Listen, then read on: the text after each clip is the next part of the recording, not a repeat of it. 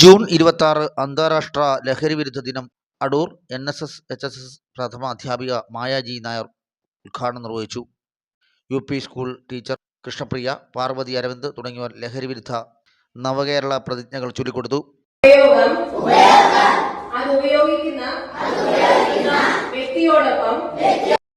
ലഹരി വിരുദ്ധ സന്ദേശമടങ്ങിയ പ്രചരണ സ്റ്റിക്കറുകൾ പ്രഥമ അധ്യാപിക കുട്ടി ഡോക്ടർമാർക്ക് നൽകി വിതരണോദ്ഘാടനം നിർവഹിച്ചു.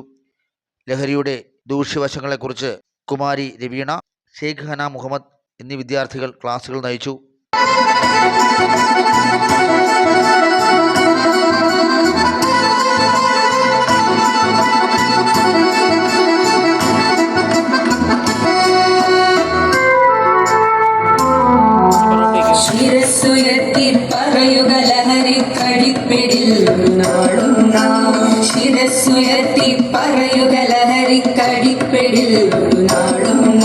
ന്യൂസ് മലയാളം, പത്തനംതിട്ട.